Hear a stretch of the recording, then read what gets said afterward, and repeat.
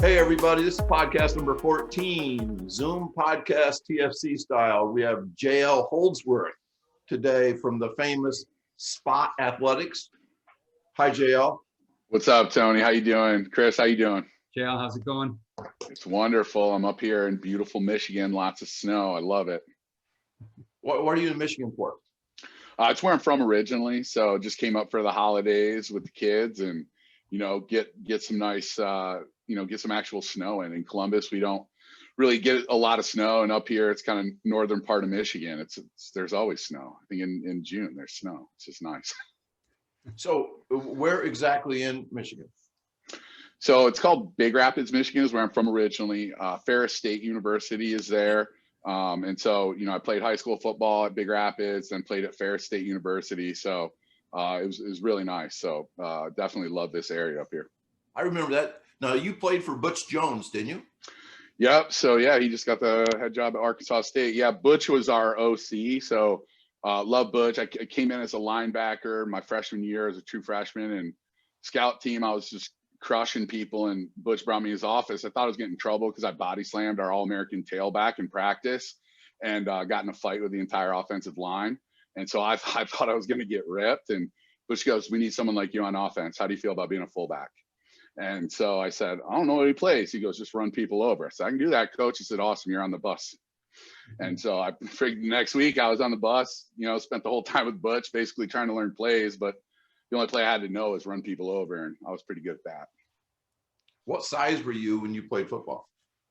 In college, I was in high school, 200-ish pounds or so, 205, something like that. But then I was a late bloomer. So by the time I hit my freshman year, I was about 230, and I played about 245 the other years.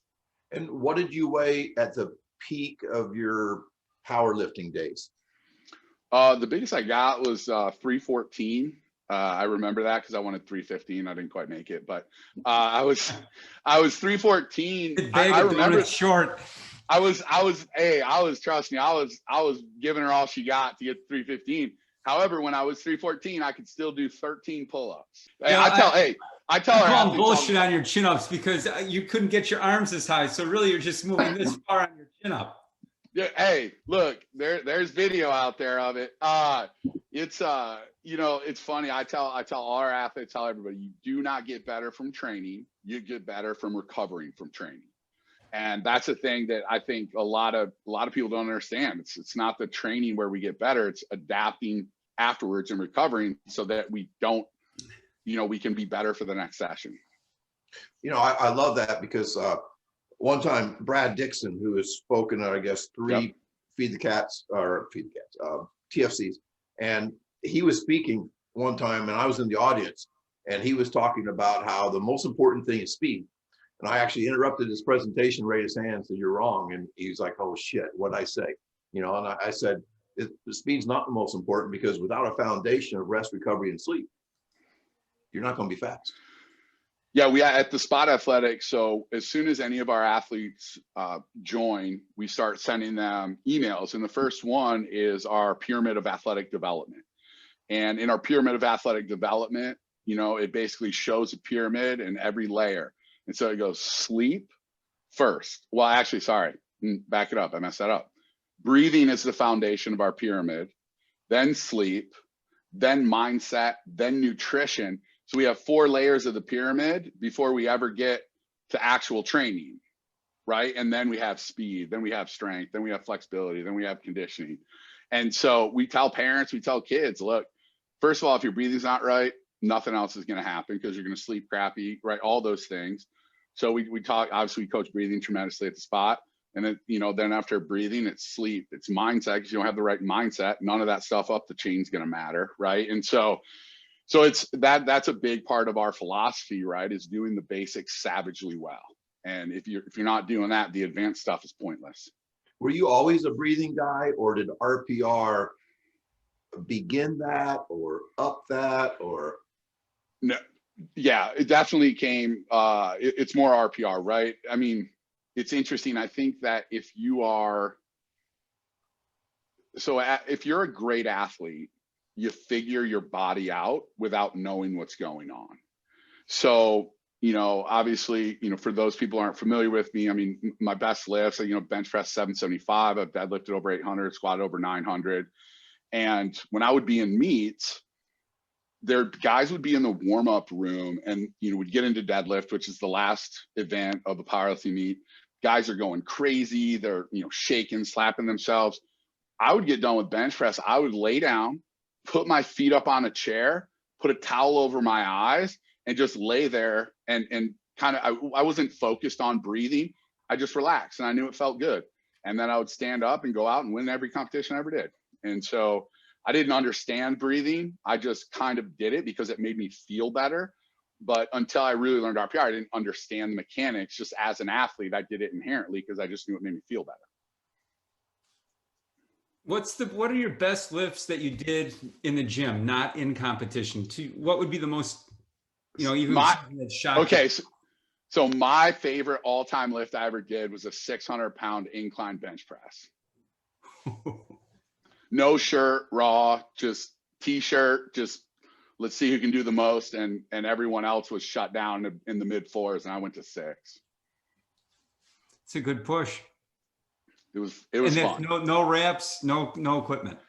Well, I mean, wrist wraps, right? I mean, you have, you know, wrist wraps, but that doesn't help you lift it. It just makes sure your wrist doesn't break when you're holding 600 pounds over your face. Yeah.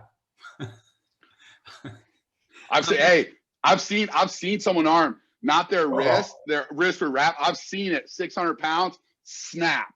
I've seen it. It's nasty, but the spotters saved the kid's life. It's fun. That's, you know, what's interesting though. And that's, you know, I talked about system pi programming a lot. My philosophy, you know, if we're looking at that pyramid, right? You know, and it's breathing, sleep, all those. Look, 15 years ago, the bottom of the pyramid would have been strength. I mean, that would have been the bottom. I would have said, I don't care what you do, strength's the bottom, right? So I think it's just interesting how over time your philosophy shifts and your vantage point shifts about what really does it take to build the best performance for athletes. So talk about that, JL. How did you shift from West Side, which, you know, they had conjugate training and some people turn it into like trying to learn Russian and how complicated it is, to something as simple as what you're doing. And before you even got to the pi, you gave me a bench press workout that was so simple for high school kids. And yet you could get away with benching once a week and it worked every time. So how did you get to that point? Well, I think one of the biggest things to really rewind it is, you know, obviously, so I started as a collegiate strength coach at Kentucky, moved to Clemson to train at West Side. And, you know, West Side, I mean, that shaped my training philosophy and what I did. And the thing is what people don't understand is there's a huge difference between periodization and programming. And this is something that people, you know, for me, it took me a long time to grasp this. So at Westside Barbell, we had conjugate periodization.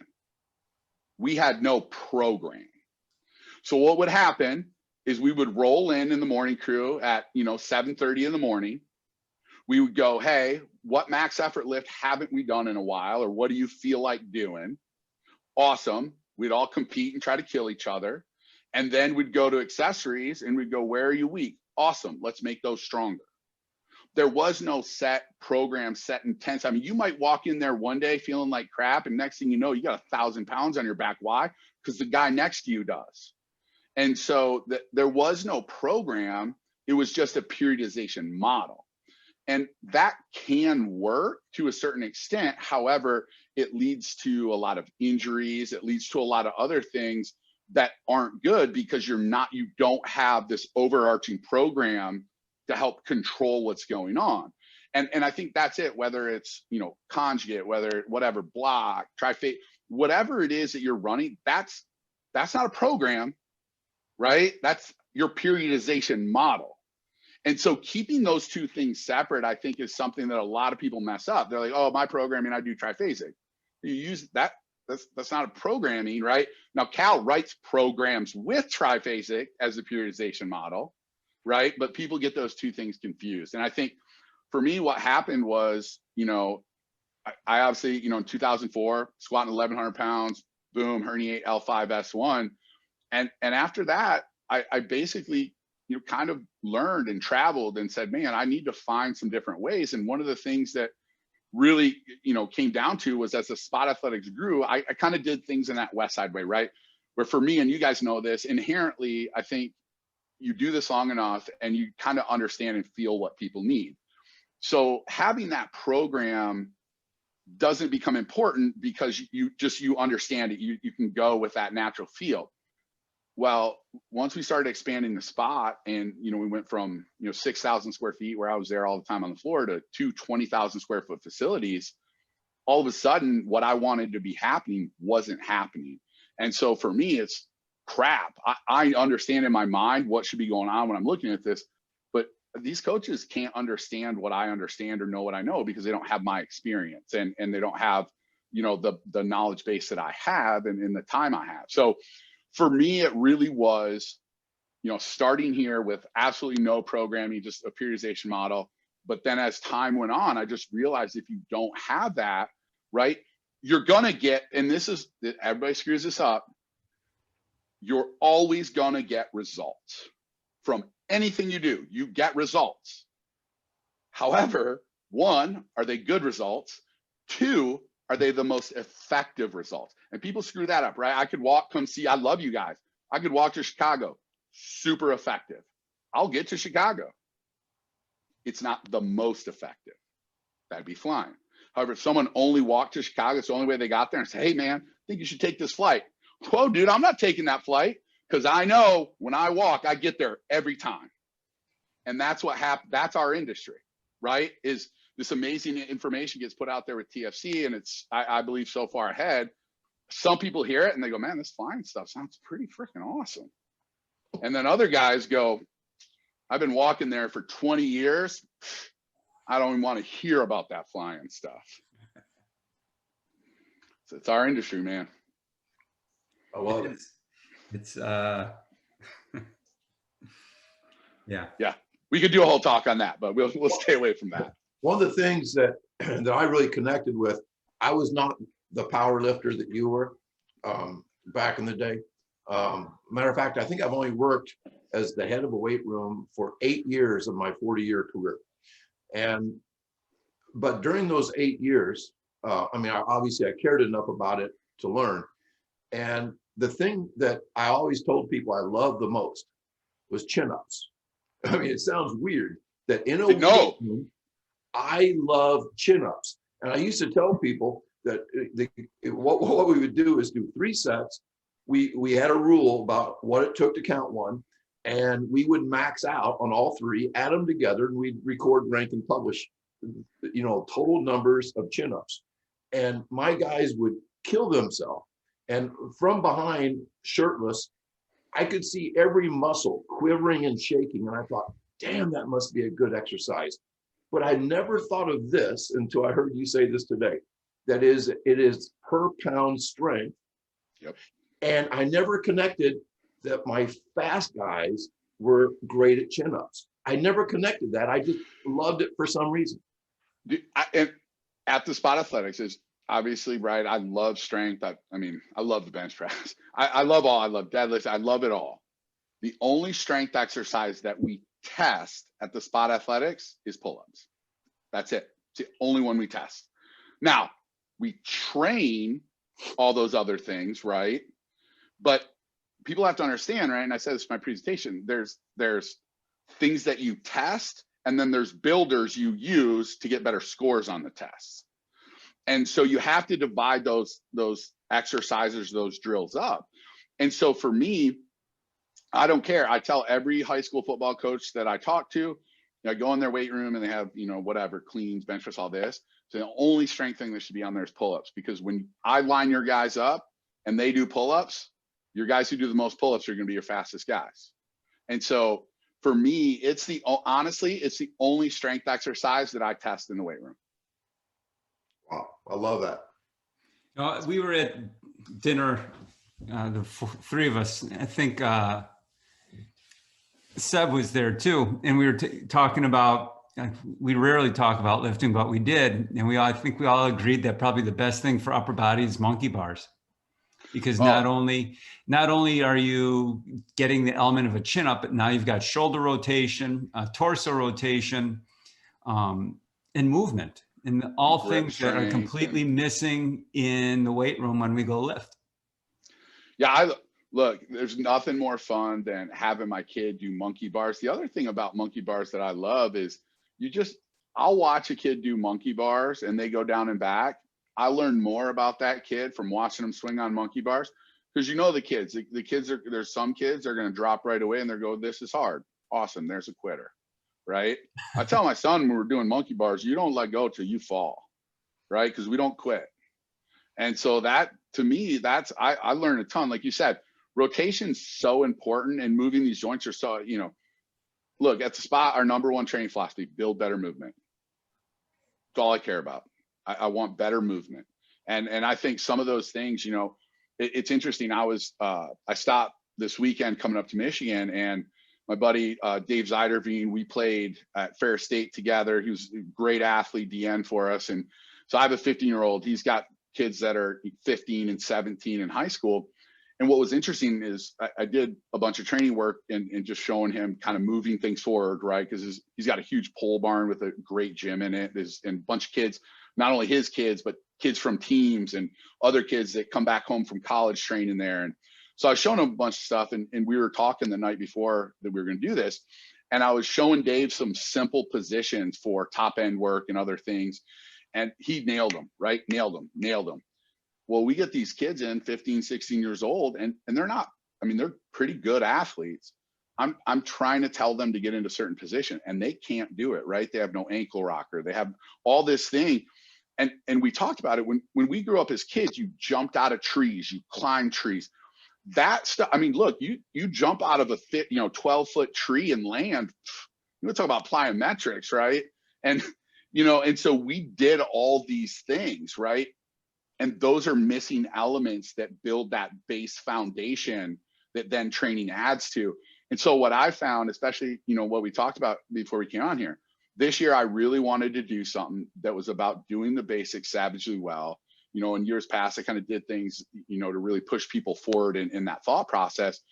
I'm just finding more and more we're reversing. The other day, I had 30 kids in my weight room from a football team, and we were working on some things, and none of them had understood pelvic control.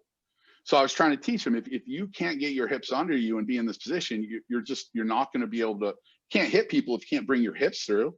And so you can't run fast, you can't jump, all these things. I got 30 high school kids, and I got them lined up with body weight, and I'm just literally working on pelvic position and some ankle work. These kids are pouring. It's like I was asking them to move the world.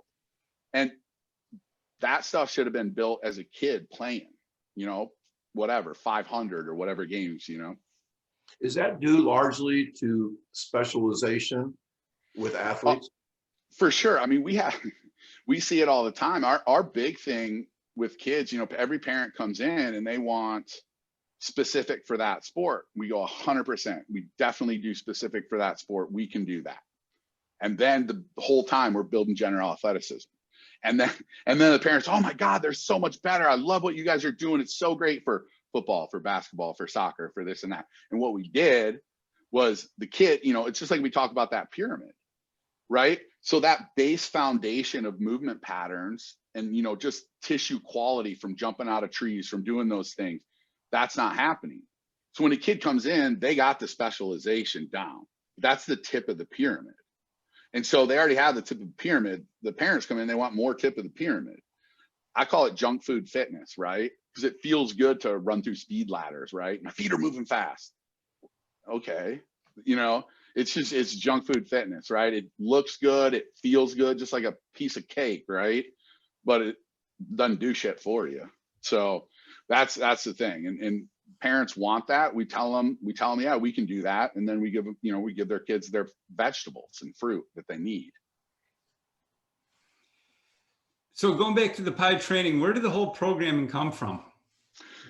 It was interesting. So, basically, like I said, the spot expanded and things weren't happening the way it did. And, I was fortunate. I was speaking at the Swiss Symposium, and So Ian tell King. people, I don't think a lot of people Yeah. know the Swiss Symposium. Yeah, sorry. So the Swiss Symposium is great. It's a wonderful conference that hopefully will happen again when we can meet. It's up in Toronto, and it's basically about a society of weightlifting injury specialists, right? So it's everybody from doctors to physical therapists to strength coaches to track coach. I mean, all around, right? And it's great. They bring in people from all around the world. It's a wonderful thing, and it's a wonderful conference. And one of the, just like TFC, I love the virtual. This is wonderful. You guys adapted, and I think it's fantastic. However, obviously, Tony, I sent you a text. I'm really sad that we don't get to sit down and have dinner, right? And and because to me, that's the value of some of that. Like this, obviously, you get all the information. To me, the information is great, but what's magical is sitting down and having dinner with Tony and having dinner with you, right? Like that's the magic part to me. And so I was at Swiss, and I happened to be introduced to a guy, Ian King, and Ian's been a strength coach for a million years, and we just really hit it off and started talking about a lot. And so I brought him in to work with my staff, and he came in, and he actually came in 2 years in a row, and it was great. And really from him, we were really talking about the programming. He really talked about it, and he's just been doing it so long. He just broke it down real simply. And we were talking, I'm struggling with this. He said, look, every athlete, 4 qualities, right? 4 qualities. For him, he called it flexibility. That's not what I call it. He called it flexibility, right? But then you have speed, strength, conditioning. For me, it's PFB, pain-free body work, because there's a lot that fits into that category. So for me, we started doing this, and we basically, I'm telling you, so it's so simple, right? You just have these 4 categories, and you just go, okay, what we do a needs analysis, right? What do our athletes need, or what does our team need? Then we break down, now let's chalk it into these categories, right? Depending on the time of year, that's going to shift. Depending on what day of training, it's going to shift. Then now we can go into periodization mileage. So what was funny is, I had some strength coaches come in, and I showed them, and I asked them to break down percentages, and they did, and it was wonderful. I agreed with it. And then I had them put their program they were doing, and, it was hilarious because they had said, 40% strength, and they were doing 80% strength. And that's what I'm talking about with this. And so after that, we started implementing it across the board for our athletes, for our adults, and it really has been a game changer, and just helping simplify this really 30,000 foot view of what we're trying to accomplish, right? And I look at it like a business at the spot, right? If I don't have a business plan, right, just a high level business plan, and right, I'm going to get results. My business is going to do something. What that is, who knows? And look, you can stay in business without a plan. You can actually get better without an overarching program. It's just not going to be as good as it could be.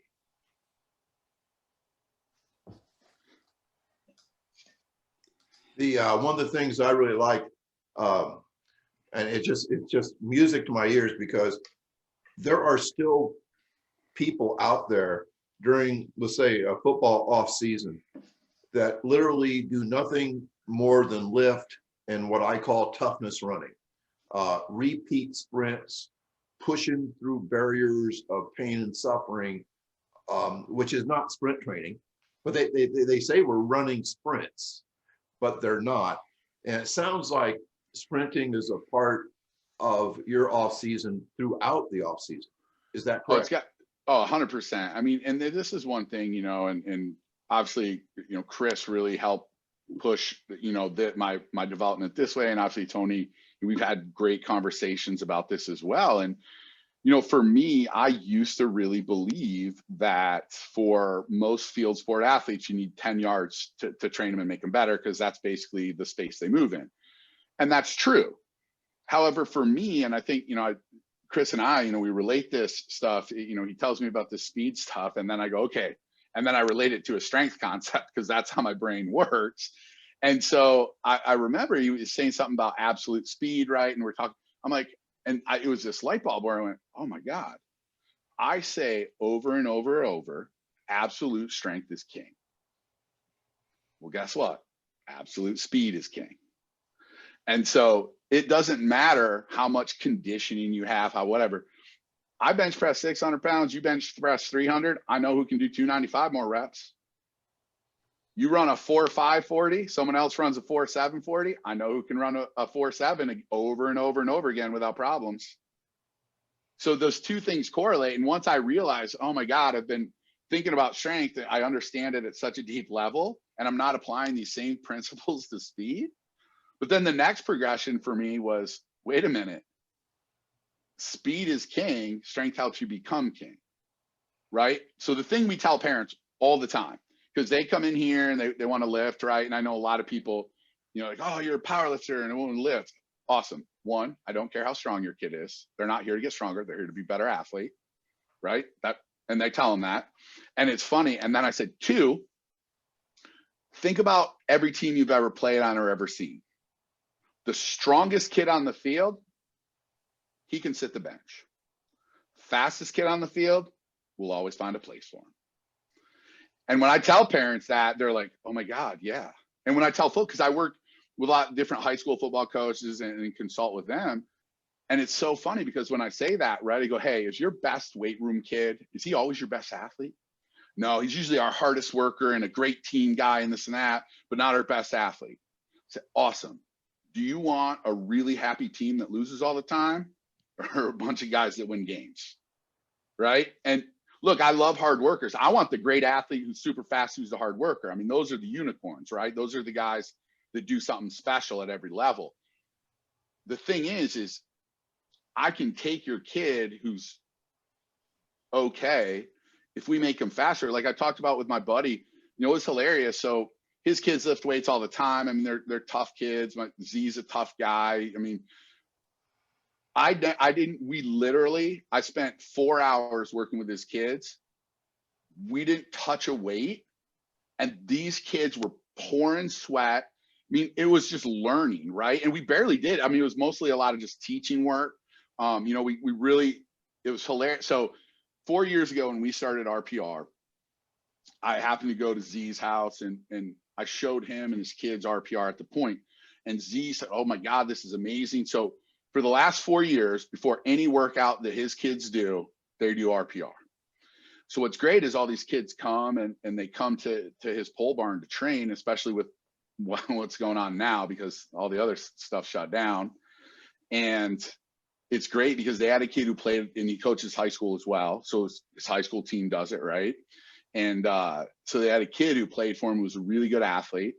So, he comes to the pole barn before every workout, they're doing RPR. Well, then he goes to Michigan to play. He's there, comes home his first time, comes over to, oh my God, that stuff we do in your pole barn? We do that before our workouts. and so it's funny because the kid just thought he'd never seen it before. So he just thought Z was the only person who did this, right? Because, he's small town, like he doesn't know, right? The kid's mind was blown. And, that's the great thing is that I was there for, I don't know, we were messing around for 2 hours. I showed him RPR 4 years later, still using it, still getting benefits of it. And that to me is just the great part about RPR. And, I spent everything with speed. It was ankles, it was angles. I mean, it was, I was like, look, it's pole barn, it's winter, there's gonna be snow. Here's all the stuff, right? And I learned a lot of that, right, from being in Chris's basement. You can make someone fast in a basement. You can make someone real fast in a pole barn, right? You just got to understand what you're doing. And so that was everything. And what was great is, he's a football coach. We played college. He is the traditional, right? That's the mold, right? We know it 100%. The thing is I spent all that time and he's writing stuff on the whiteboard, taking videos. And he goes, that's right, boys, you need to be fast. Right. And so he understands and all he's been doing is bench, squat, dead, right? I mean, good stuff that we did in college. I went through and showed him everything. Boys, Monday, all our training changes. We got to make you boys fast. Right. And because he played for the Falcons for a little bit and he sat down, he goes, speed. All we did at Ferris was lift. He goes, I got there and it was all about speed. So he knows he wants his boys to play at the next level. They want to play at the next level. He knows they got to be fast. Thing is, we know that inherently, yet the way that most people are training doesn't match up to where we know they should be. And I do think, honestly, it comes down the pie programming, because when you break that down, then you really understand how much time am I prioritizing for my speed work. If it's the most important, right? I'm not saying it has to be the highest percentage all year round.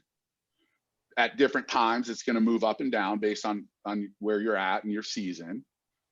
However, like you said, Tony, if you're off season and your speed work is 0%, and you're wondering why your kids are getting beat on Friday night on the long ball, and you're yelling at a kid because he can't keep up, you might want to look in the mirror at why that kid's getting beat, not look at that kid.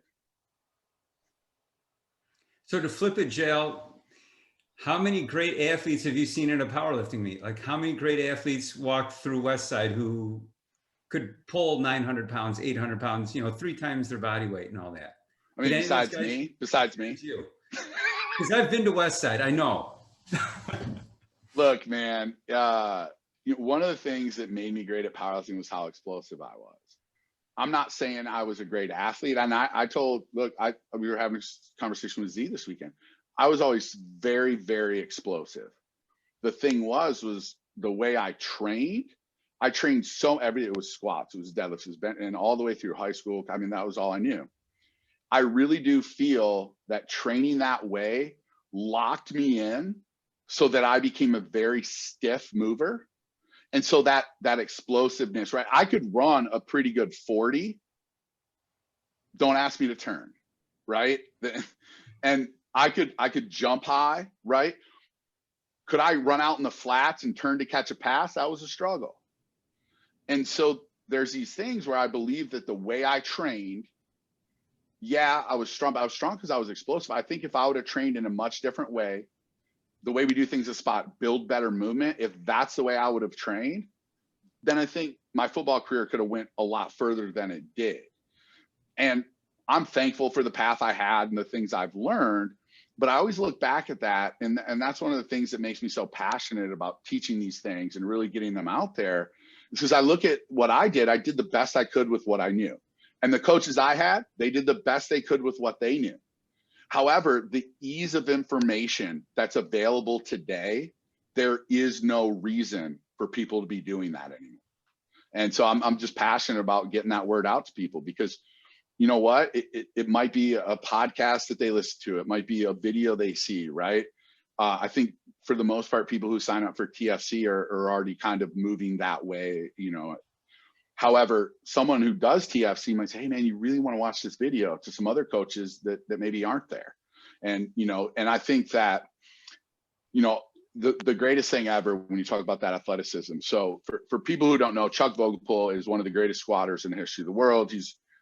Google him, right? There's memes, right? It's like, the only person Chuck Norris is afraid of is Chuck Vogelpohl, right? And so it's funny, but Chuck's amazing, super intense guy. So, when I was, at my strongest, right, and Chuck. Let everyone know what his best pulls were, because he wasn't a 300-pounder. He wasn't a. Chuck was the first guy under 200 pounds to squat 1,000 pounds.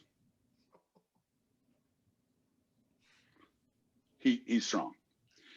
And the thing is Chuck and I, we went to Dave and Buster's with his wife and my girlfriend at the time. And we did the little pop shot basketball game. We got halfway through and both of us were sweating and shoulders were burning. We're like, no, we're done. We couldn't even make it through the pop shot game. Right now, I was 305 pounds, right? So doing this over and over, man, my shoulders were pumped, right? I mean, when you're 310 pounds or whatever, your arms weigh a lot, man. And shooting that's like over a and over. 30-pound front raise for lots of reps. And so that's the thing. I was, at the 4th highest total in the world all time. I was so unathletic at that point. Now I could do pull-ups, right? I could still do blocky stuff that was moving up and down, but don't ask for dynamic movement at that point. And that gets back to that point of build better movement. Powerlifting is not about building better movement. It's about moving the most weight. And at that point in my life, my philosophy was, as long as I'm not dead, I'm okay with everything else as long as I have bigger total. JL, there's the head of an S&C program at a Big Ten football university He blocked me on Twitter because I made fun of him putting his team through speed ladders and saying slow feet don't eat, fast twitch, like acting like that was a great thing. So after he blocked me, I checked his bio, and the only things, he'd been the head of an S&C Division I football program for 20 years. And he said when he got to this certain university in 2005, only one guy could clean more than 375 and no one could bench 405. And then he had the numbers. And so basically he was judging his success based on max numbers, power lift numbers, and he was still doing speed ladders. We're talking 20 years in, and he's making $300,000 a year. That's not all that rare, is it? I mean, there are still a lot of people out there doing it like that. What I'd say is this, right? It's walking to Chicago, right? It's effective. And this is the thing, right? If you're at a Big Ten school, it doesn't matter what you do. Those guys are freaks. So you got guys who come in there are freaks. Look, I always used to say this, right? You take a freak, Chris, I had a kid, literally one of the greatest athletes I've ever seen. I sent video of this kid sprinting, and Chris just went, 6'7", 10, 500. I mean, just out of this world. And that kid trained with me. Did I help that kid? Yeah. Was that kid going to be just fine? Yeah. Right. The thing is when you're at a big program like that, the caliber of your athlete you're getting is just so high. And so if you hurt them, if they burn out, next man up, right? And so there is, I always used to say that strength conditioning is one of the only jobs in the world where you can't tell if someone's doing a good job. The metrics are so hard. Now, what the metrics should be, right? And this is what our metrics are at the spot. Does your broad jump improve? Because to me, if your broad jump moves up, you're faster. Not vertical, right? Because I can vertical, still I have no ACL, no meniscus. I still have a pretty solid vertical. Don't ask me to run, right? If you guys see me run and the world's ending, man, you might as well just say some prayers. And so the thing is I broad jump, 40, fly 10s, right? Those are the things we test. And that to me, if you're in college and you're not making those numbers go pull-ups, if you're not making those numbers go up, then you're not improving performance, right? And this is where, to me, I know a lot of people got mad about this a couple of years ago because whatever, people like to get mad, but I really think, and I don't, I just did a job posting, we have a full-time, position open at the spot.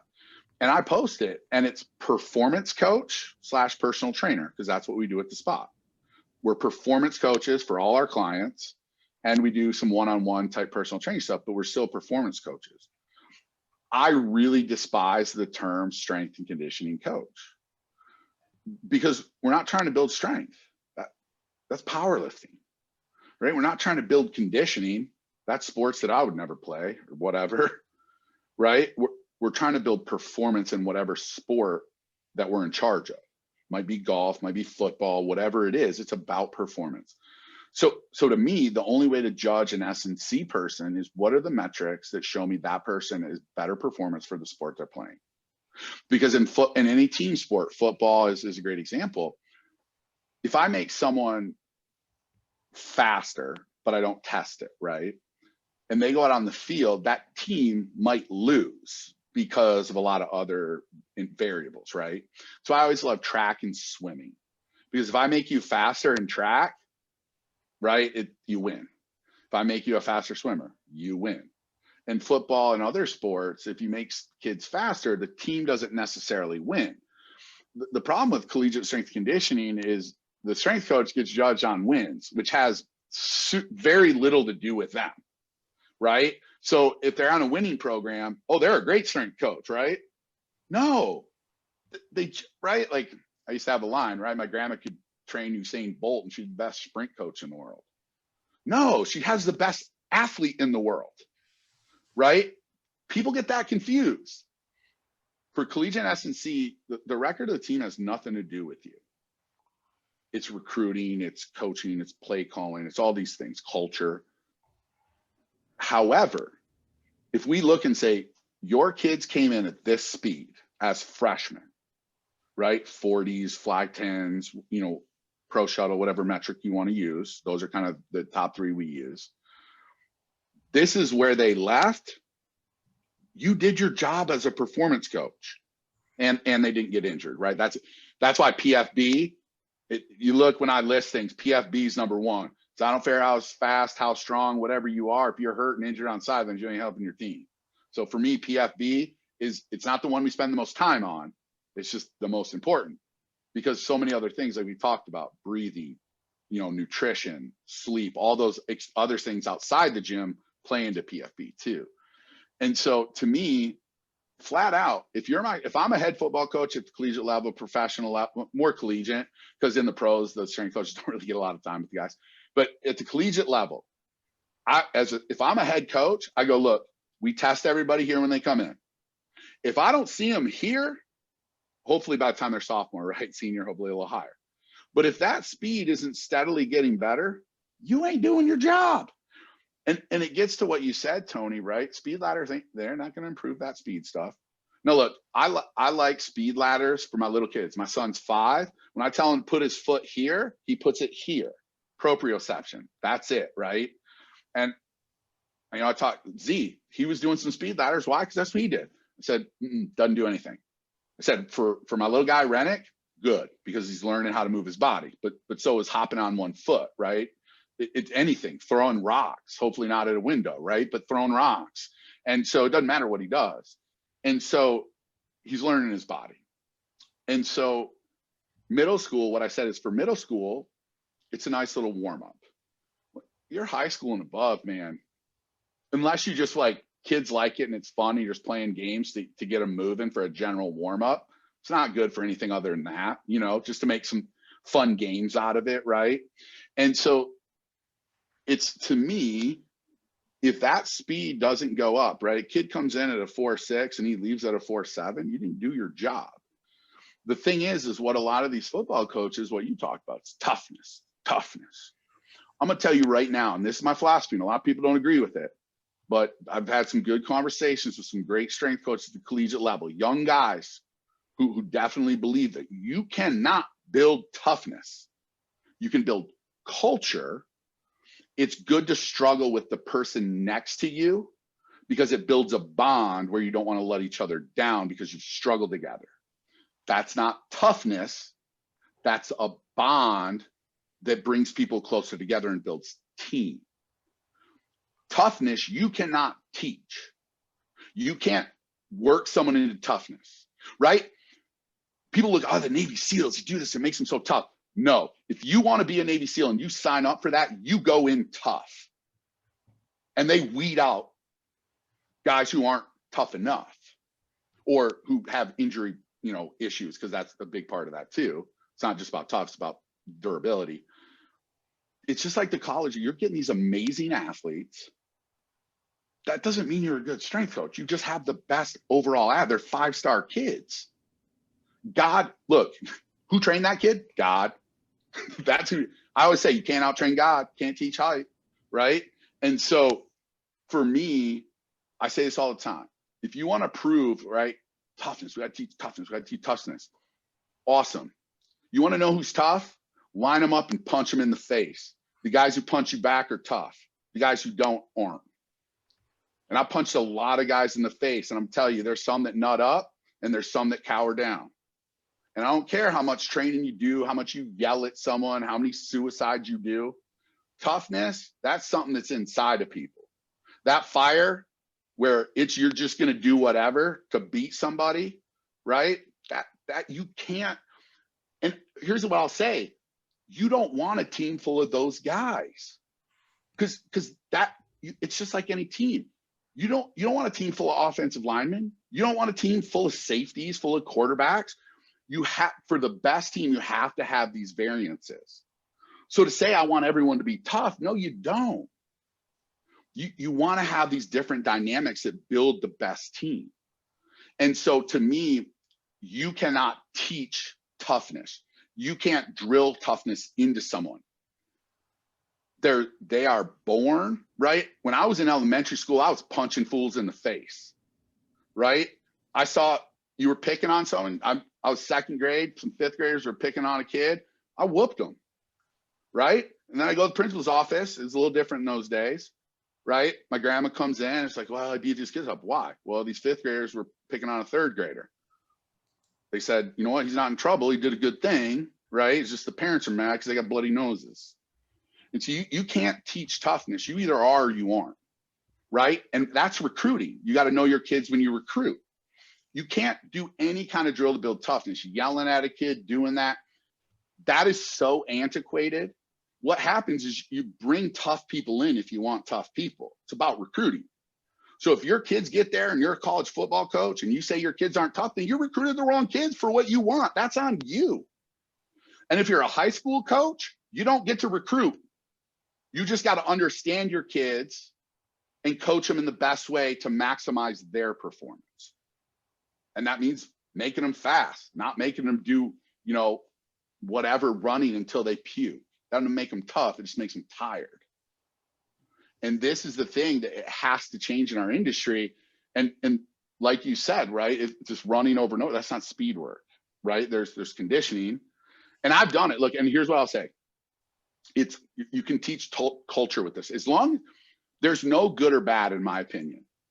Speed ladders aren't good or bad, right? My 5-year-old does them. They're amazing. There is nothing that's good or bad. It's application and purpose. And so for me, as long as you can answer the application and purpose question appropriately, awesome. You can do anything you want within that realm if the application and purpose is moving us to our goals, right? And I've done it. I took over the strength conditioning for a high school football team around here. They were the worst team in all of Ohio. They were awful. My buddy's son played for them. And I walked in the first day and they had a culture of losing and they needed a culture of winning. And so I told the head coaches I wouldn't make any money on it. I said, look, I'll only do this if you turn your team over to me. You guys this JL, he's going to run your stuff. We're out. And they did it. And so first day, walked into the gym, said, hey, I'm a coach, introduced myself. And I took a $100 bill out of my pocket, held up a $100 bill. Gym full of high school kids, right? Raise your hand if you want this $100 bill. Every kid in the place, right? Me. Awesome. Now who's going to fight me to get this $100 bill? Everybody's hands go down. Hey guys, guess what? You all say you want to win, but every team out there is going to fight you to get it. And I'm going to tell you right now, if you don't want to fight to win, get the fuck out of the gym because you ain't going to make it through this offseason. And the thing was, I told them right away, I said, guys, I hate suicides. I hate gassers. I hate any distance. It's not going to make you better at football. It's stupid and no one should ever do it. However, we have something called LOEs, lack of effort. If you get an LOE while we're training, you're going to run a gasser. Not because it's good for you, because it's not. It's awful. It actually makes you a worse football player. But if you're giving me lack of effort, you don't care about being a good football player. So you're going to run them. Those kids they've never been disciplined, right? They never had that culture of, to me, do the basics savagely well. I'm going to give you a standard and I'm going to hold you to that standard. And so first day, 21 LOEs. It's a lot of gassers, Kids, look, parents were pissed. We went over by an hour. Say, hey guys, I said LOEs. Those LOEs went away. They went to the playoffs. They won 8 games. Never even won more than 3 in the history of their program. We didn't run that stuff because I didn't make those kids tough. I was building a culture of discipline and holding a standard. That makes a better football team. I was not making them tough. And people get those things confused, and that's a big problem.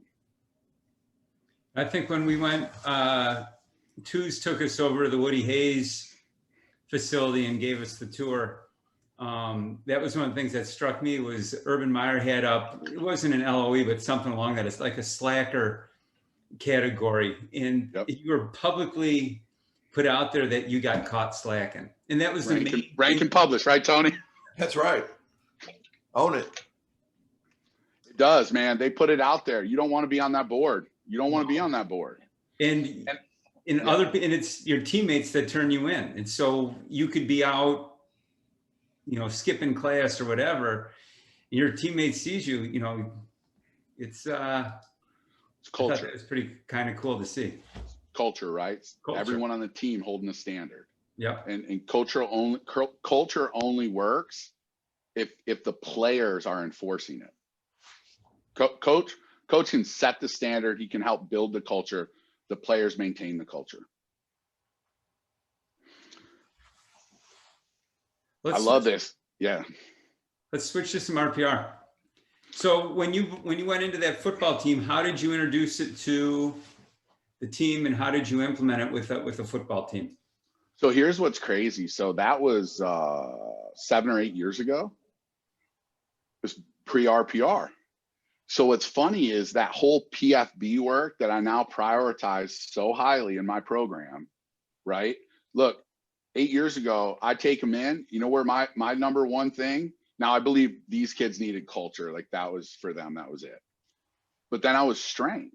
So everything we do, and this is the crazy part, is that RPR has really, it opened my mind to a lot of the things that these changes that you hear me talk about, is that because all of a sudden I went, holy crap. If I've been missing this much of what's been going on in the body, what else am I missing? I'll tell you honestly, before really that with RPR, all this stuff about speed and all these things, I don't know if I would have made that change, because I gotta be honest, I think I was one of those guys who's like, I walked to Chicago, it's worked for me. And however, once I experienced, go through and you learn RPR and you see that, you're like, okay, there's a ton I don't know. Like, what else am I missing? Right? You can't. Now, I guess some people still do, but I think I've always been that growth mindset. And, I look at that PFB work, it really is, it's where we start everything. It's, and this is one of the things that was interesting, going, 4 years later, coming back to, my friend's house and his kids, they were doing RPR. However, my understanding of how to implement and utilize has changed so much, and how I talk about it and do it has changed so much over the last 4 years. I talked to him and I said, okay, guys, I said, you use this before every workout, right? I said, are you using it before you go to sleep? No, I would do that. We're not working out. Do you want to perform well at your sleep? Do you want to sleep really well? Well, yeah. Do it before you want to perform at anything. You guys can use it before tests, right? So you start looking at this. So Z's he owns a company and he closes a lot of big deals. So Z, you do this before every workout, do it before a big business meeting, right? And at the spot, we actually, so it's interesting, we do not have a meeting at the spot. Every single meeting, whether it's one-on-one, team, whatever, we walk in and the agenda of the meeting, the first thing we do, zone 1, belly press, before we start a meeting. And I'm gonna tell you, it makes a huge difference. And so for a lot of the high school football coaches out there, or track, or whatever the coaches are, or just anybody who's a coach is listening, you use it before you train, you use it before games, all these things, before you meet with your football staff, right? Because this is what we talk about with RPR. It's 1, 2, 3. If you're not in a good place yourself, right, how can you be the best for other people? And so that's the thing, is all these staffs, we have all these football staffs using around the country, but are they implementing the principles for what they're doing as coaches, right? Because when a group of coaches come together and you got a game plan to do all these things, there might be some arguments, there might be some tension. You go through zone 1 and some belly breaths, it takes, not even 90 seconds or whatever. And all of a sudden, the anxiety, the conversations, it drops down, puts everybody in that great place to perform. Now we have better meetings. Now we come up with better game plans. And so I think that one of the biggest things with this is, no different than I look at PI programming and I say, what things does an athlete need? What do I need to be better as, anything in my life? And the number one thing I need to be is I need to be in a great place, and that calm where I can make decisions, where I can, look at things clearly. and I know how to get there. It's with RPR. I just got to implement it, right? That's the hard thing. It's like everybody knows how to be in shape and how to be lean. You exercise on a regular basis and you eat good, but we have 40% obesity, and it ain't because people don't know what to do. How do you implement it with your clients at the spot? So it's funny. So this was the greatest thing ever. So this just happened 2 weeks ago. So when we bring people in, we have new clients and we do something that we call a pregame. Because we do things so differently at the spot, we just found we can't be like, here you go. We do a whole hour with them, and a lot of it is explaining RPR, explaining our control drills, explaining how you set up J hooks right? Just everything to do with training and things that we do. And so we spend about the first, and here's the thing, when people come in, so before the pregame, they have their game plan where they figure out, what program's right for them and their needs. The first thing we do is we tell them we do things differently here. And one of the things is we use a system of self-applied breath and body work that is going to instantly help you perform better. It's going to help you, reduce injuries, aches and pains, all these things. So you go, oh, well, this sounds good. And the first thing we do is the breathing arm test. And we go, look, we're just going to show you where the light switches are in your body. They do the breathing arm test, boom, their mind's blown. They're like, what? So then after they sign up, we just, that's it, right? So we spend 90 seconds with them on it, and we just get them open to the idea that something's happening they don't understand. Then once they come in for their pregame, we run it like a normal session. So every session when someone comes into the spot, our PFB work. So look, I said, at different times of the year, speed percentage might go up, strength percentage might go up, conditioning might go up and down. That 5 minute, we put in 5 minutes. It takes us 4 minutes to get through RPR. Well, less time for younger kids, but we're doing with adults. We get 4 minutes, we go through RPR. We put 5 minutes in our block. I don't give a shit what time of year it is. That block never moves. It's the base of what we do. It never moves. What exact things do you do during those 4 minutes? Can you just go through the points? Yeah. So what we do, right? So the first thing we do, and if people aren't doing this with their teams, it's the biggest miss, and it's what I missed when I first started. You have to get people a baseline. Everybody who walks into our facility, any program they're doing, right? If it's upper body, we'll do some upper body, just move your upper arms around, see how your shoulders are feeling. Lower body, do 2 squats and 2 toe touches, see how your body's feeling. The thing is, most people are walking around today, especially with the stress in our world, they're shut down to even how their bodies feel. They're totally unaware. So what we do, the first thing when people come in, is we bring awareness back into their bodies and just have them move and actually pay attention to how it feels. And if people aren't doing that, they're totally missing out, because the next thing we do is then we run through all the wake up drills, right? And the breathing, and we run through that. And so this new guy comes into the pregame session. We're running through one of my coaches run through. He goes, okay, rub down through here. And the guy's kind of, well, what's happening over there? And what's happening over there? And our coach is going, this is the most important part of our day. This is what gets you ready to do the rest of things so we can actually get you results. And he's, yeah, just kind of, oh, back of my head. Yeah. He's just kind of messing around, not really doing it, asking questions. Guy's mid-30s. He's a runner, does a lot of 5Ks, 10Ks. So he gets done. Steve goes, all right, 2 squats, 2 touches. Guy squats. What? 1 squat. What the hell was that? He goes, it takes me 30 minutes to feel like that normally when I warm up. He goes, what was that? What was that again? What was that again? Right?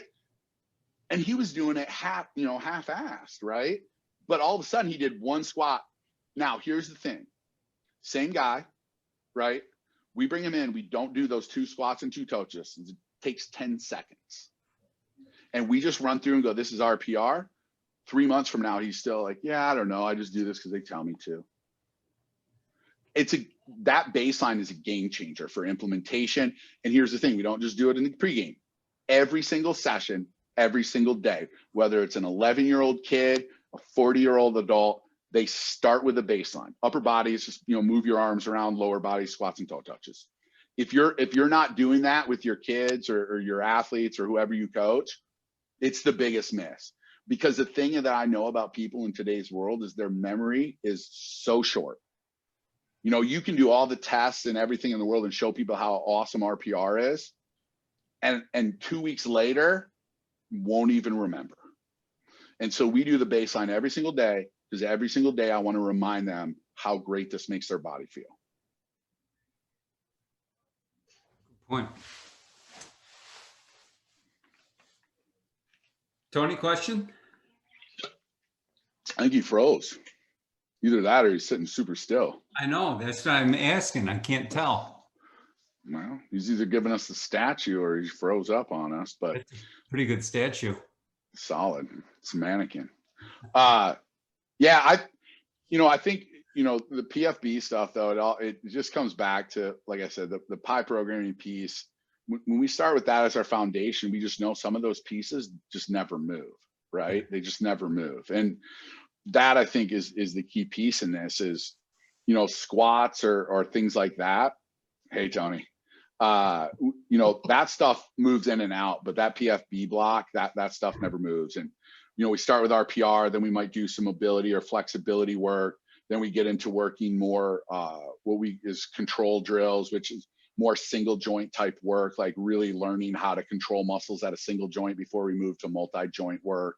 And it's just, and we follow that path for every single client, because, we know we want to get your nervous system ready. Then we know we want to prepare. And if you can't control at a single joint, then your big movements with multiple joints are not going to look good either. I have a question. I loved because I'm going to turn 62 soon, your adult fitness stuff. You do the same PFB stuff, but then you do your look better naked stuff, which I love that idea, by the way. And then the strength for life stuff. And you said in your presentation, of course, we don't do speed. And I'm going to challenge you on that right now, because I truly believe that sometimes we get old because we lose the inner child in us, not only emotionally and the way we think, but that Tom Petty line that says never slow down, never grow old, that basically I'm a detrained They got him. Yeah. Well, that's a good song though. Well, Tony, so what I'll say is this: I agree with you 110%. I believe that as you age and your nervous system naturally slows down, we have to be doing explosive things to keep our bodies in a place. And actually, I say like this: our 11-year-old kids, they need strength, and everything they do is explosive, running, jumping, all this.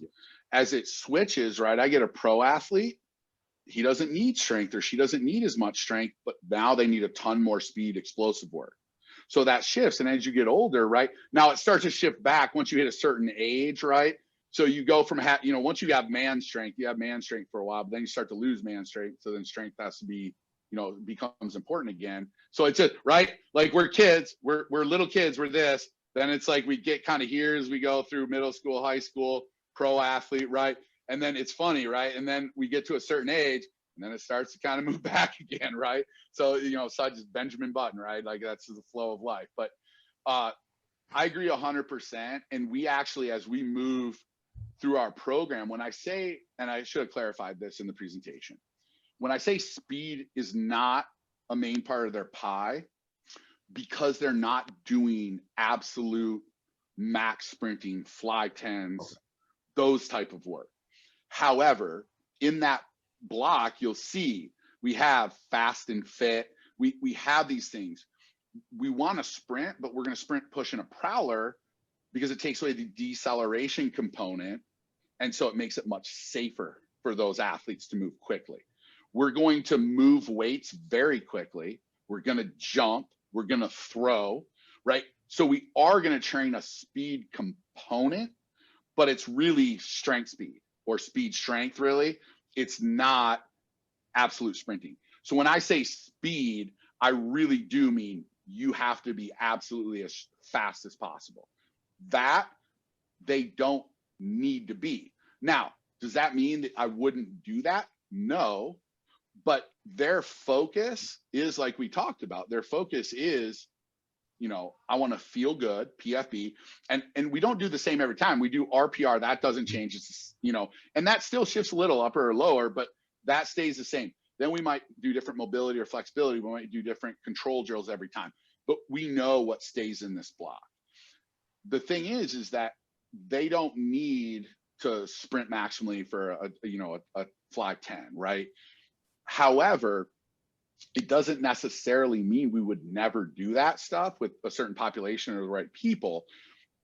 That's just not part of their goal, right? That's not a main ingredient. They're judging, do I feel better?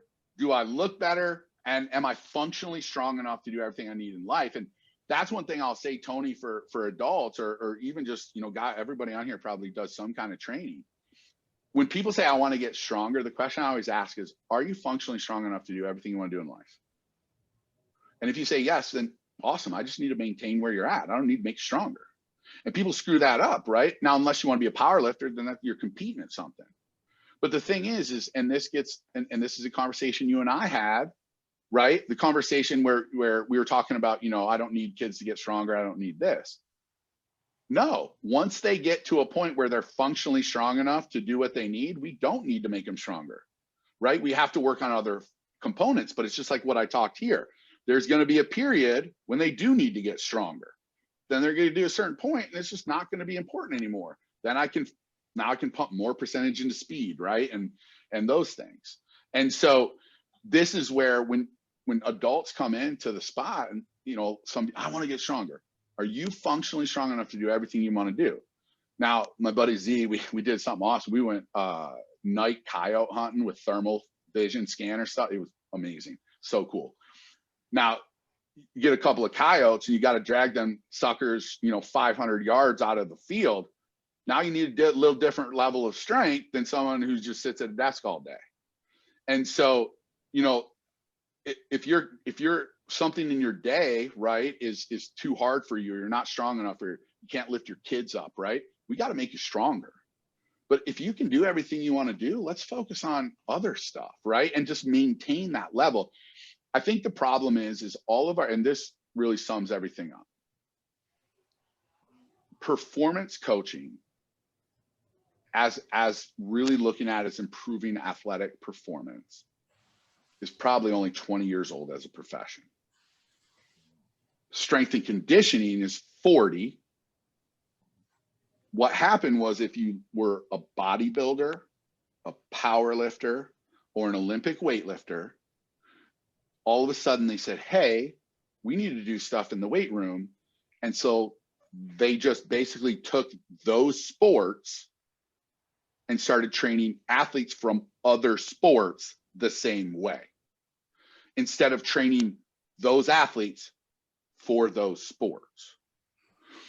And it's just like when someone says to me, oh, I'm going to do, this and that. I always say, well, why don't you have your football players play ping pong? Why would I do that? Agility, hand-eye coordination, quickness. Do you want that for your football players? Well, yeah, ping pong's got it. So why don't I have them play ping pong? Well, if you're not going to have football players playing ping pong, that's playing one sport that has certain qualities that are the same as another. It's playing that sport to be good at another sport. No, my goal is to make you good at this sport. So I'm not going to do bodybuilding. I'm not going to do powerlifting. I'm not going to do Olympic weightlifting. I'm going to do the things that make you better at this sport. And that's what gets back to that metric. If you're a good strength coach, I don't like that term. If I'm a good strength coach, I make you stronger because I'm a strength coach.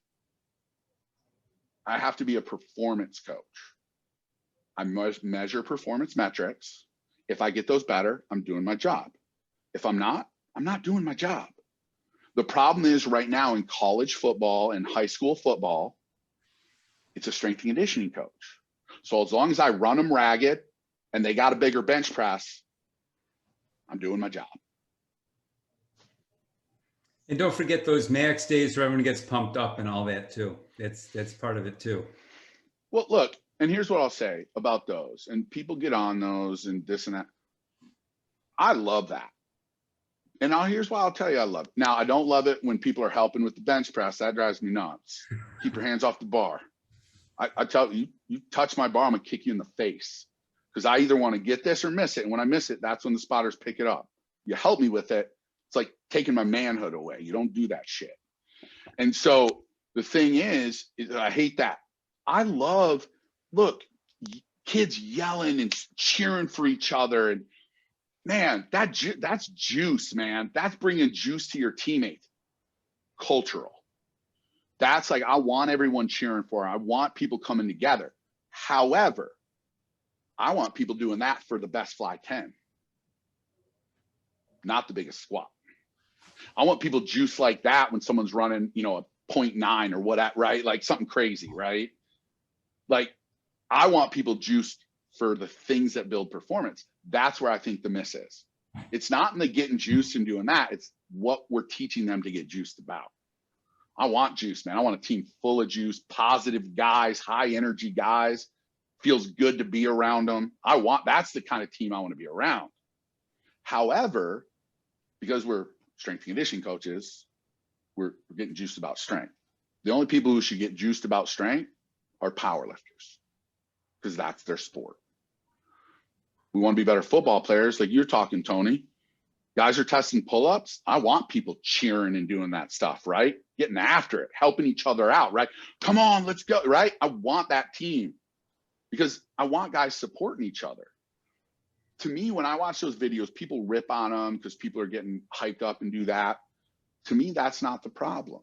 To me, you're looking at a symptom and saying the symptom's bad.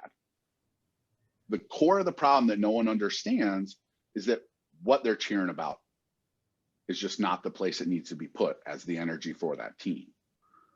You line guys up like that and they're cheering for better 40s or better flies, man, that juices you up. You're probably going to set some better times. You do that with a squat or a clean, you might blow out a disc. And then your kid ain't playing at all. So it's not about that. Yeah. I was going to tell you, I want to make sure I get this in, that you had total credibility with me in your presentation when you addressed the issue that true speed coaches have, that when you are taking that 5-minute break after a timed sprint, you do have a grab ass problem going on. And the fact that you know that's kind of a problem, and you've kind of tried to address it because it doesn't look good to the parents. It just gave me, I realized that you get it. I appreciate that. Yeah. Look, I mean, you know this, right? If we're doing flies, right, I can't do them over and over and really get what I want out of them. However, the parents are watching and they know they're paying for the time, right? So for us, it's, you know, we just go opposite, right? Opposite PFB stuff, right? So we might do some posterior shoulder work, right? We figure out how to do some things. We might do some neural work, right? Some infinity run type walk type stuff. You know, we can do a lot of different things, right? And we can do some eye work, right? And obviously, you know, Dan Fichter has, you know, so much great stuff I've learned from him. So now those kids can be standing there, but I can show the parents some of this change that we're actually making neurologically, and they go, oh, that's really cool. So now, though, I'm taking that time, they're just standing around, we're belly breathing right in between. And now I'm building some other skill sets or doing some, you know, simple injury prevention stuff that's, you know, not going to take much out of them. You know, it's active recovery, if you will, right? It's not raising their heart rate at all, or, you know, minimally. And I think that's one thing younger coaches miss on, is it's not what you're doing that's important. It's how what you're doing is getting perceived, both by your athletes and the people that are paying you. And the thing is with your athletes, I tell athletes why all the time, especially kids today. I explain why we're doing everything. And the thing is, you know, I talked about having 30 high school kids lined up doing bodyweight stuff, controlling their hips. Those kids 110% understood why that was so important. And they were busting their ass because they knew it was to help make them better football players. Not because I was trying to make them tough, right? And so I think that within that, you have to understand if a football coach is watching, if a parent's watching, right, just the athletes, there is this certain component of what we talked about, is there's that junk food fitness perception. We know, like, if you're a good coach, you know how to give them their fruits and vegetables and give them what they need. However, right, if I want my 5-year-old, if I want Rennick to eat his broccoli, I got to dress it up a little bit, right? I can't just throw raw broccoli in front of him. I dress it up a little bit. And I think young strength coaches miss this fact a lot, and they get so caught up in the numbers and the, oh, they're, this meters per second and, this study. And, if the athletes aren't having fun, they don't want to do it. So you got to make it fun. So sometimes in between flies, we play rock, paper, scissors. Like, why? Because then whoever loses has to do 5 push-ups. They're doing something, but they're having fun. Is 5 push-ups going to take away from their fly time? If it does, then we're not doing our job. I'll tell you that much. But it's just, now they're having fun. They're staying loose. And now when they run their fly, guess what? If you're staying loose and having fun, you run faster. Like, right? Like, it doesn't have to be about like anxiety and doing these things. And I think people miss that a lot. I see young coaches and what they're doing a lot of times, and they're explaining, I see things on social media and this, and I look at it and I just flat out go, that's a great concept, right? So we talk about this thing at Spot all the time, theory and application. You just said a great theory, and you took 2 people outside of it, and you showed this amazing thing. And everybody's like, it's so great. Run it with 6. Never going to happen. Right? And unless you're in that situation where you got 1 client or maybe 2 clients all the time, some people have that, right? But for most people, they're working with teams and in these things, right? It's a great theory, but in application, it doesn't work. And, I'll tell you, one of my big pet peeves right now is for some reason, because of social media and the interwebs, everybody's trying to come up with novel exercises. And so what's interesting is, with, Corfus and Victor and all, Cal and Utah, like there's things that at first when I looked at them, I didn't necessarily understand, and they were different. Purpose, right? And application. They had both those things. But people see some of those things that are different, and maybe they get a lot of YouTube likes or whatever it is. I'm going to make something different. And they just do shit that's different with no purpose or real application. It's just a trick, right? It's kneeling on a Bosu ball while doing, shoulder presses or whatever. Oh, look at the stability, right? I'll tell you, my definition of functional is if it don't help you in a street fight, it ain't functional. And I'll tell you, right? You got to have good hips. You got to be quick, right? Like all these things. And this is a thing, right? Is to me, again, it's that purpose and application. Is it building better speed? And so people are coming up with all these crazy exercises. And I know Cal, he has some crazy stuff, and it's tons of purpose, and his application is beautiful. And people are coming up with stuff because they just want it to be popular or get views, or because it looks tricky, right? Everything I do in the weight room, it's purposeful, and it's to build performance. Doesn't matter if you're a 50-year-old, office worker, or if you're a pro athlete, if you're a 10-year-old kid. Everything I'm going to do is purposeful to build better movement, build better performance, because better movers are better performers, and they get injured less. And so that's the thing. I think that, it's funny, we talk about this, you've got people way over here that are yelling at kids and building toughness with speed ladders. And then you got people way over here who are doing crazy one-eye closed backflip on a, Swiss ball while holding a 3-pound dumbbell, right? And it's like, I get it, right? But why can't we just look at it and the ultimate, and I've said that for 20 years, I said, there's no way to tell if a strength coach is good or not, or if a trainer's good or not. And now that's shifted, because whether you're doing whatever, the ladders and yelling at kids, or whether you're doing the backflip and the Bosu ball, my ultimate indicator to tell me if I'm doing a good job is my performance metrics. That's it. And if everybody just started and said, look, fly 10s, 40-yard dash, pro shot, whatever it is for your sport, that is the metric that really, I know when a kid hits this, he's better. And I think speed is just the ultimate for any field sport, right? And so absolute speed, again, it's king. And so to me, that fly 10 or that's that ultimate metric. If those aren't going up, you're not doing your job. So then that weeds it out, because if you were doing this or you're doing this, those things don't go up, you're fired. And we weed our profession of those people who don't adapt and truly build better performance. Because right now there's no metric that's universally being used. It becomes like, well, did you win? Right. And you know, in track, right? I mean, you can't make chicken salad out of chicken shit. You get some kids that are really fast and you help make them faster. Tony, I know you did a presentation I saw, was it 2 years ago? I remember. You talked about a kid you had who came in and his speed was here, and he worked with you. You moved his speed way up. I mean, the kid went to states and all this, and then he started working with someone else and his speed went down. The parents love this person. I'm not here to make friends, man. I tell parents all the time, I said, I ain't here to be your kid's friend. I'm here to make them better.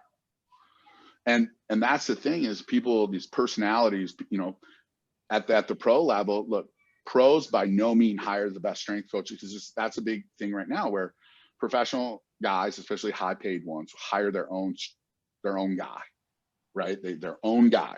Don't use the teams, they use their own guy. And they hire the guys who are super cool, who make it super fun. It's who they hire. If we just started as an industry, as just saying, look, in football, right? Track's easy, right? You're either faster or you're not. Track's easy, right? I love track. I mean, I've always loved track for that reason, right? You jump higher, throw further, run faster. You did your job. Now, there's obviously some dynamics that come into that. You know what I mean? There's a lot of dynamics in that, but if they're faster, you did your job. In every other sport, that doesn't exist, except for swimming, like I said. But so to me, if we just universally said, look, here's the standard. Every performance coach, if you work with an athlete in this is the metric you're judged on. And when they come in, we test it. And when they come out, we test it. And if it doesn't get better, you don't have a job. If we did that, that would weed out everybody on these ends of the spectrum.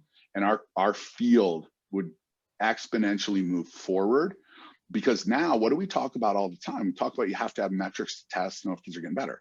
What's the metric we're using for the professionals in our field? We don't have one. That's why you have what you have in our field. You don't have a metric. To me, the ultimate metric is the performance that makes them better at that sport we're training them for. That's it. Love it.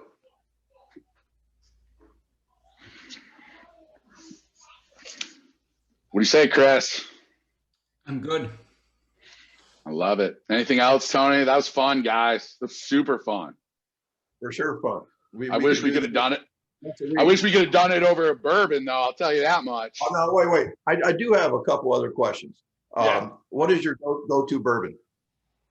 Basil Hayden. So wait a minute. I'm going to stop right there. JL has a completely unfair advantage over this, because JL belongs to, wait, don't say no. It's not unfair. I gave one you can get everywhere that's inexpensive and tastes good. So let me tell you about this place. I think I've told you about it, but it is the best bourbon drinks and the best bourbon selection imaginable.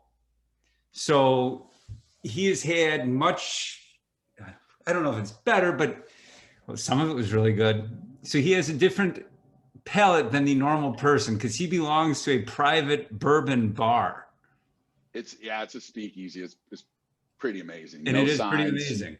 It's you pick up a payphone where there's no signs and you say a password and the secret door pops open. It's pretty sweet. But and there's two of them, and one of them is underneath a bridge overlooking a river that you can see out, but nobody can see into you. However, that said, Basil Hayden, because it's inexpensive, you can get everywhere, and it tastes great.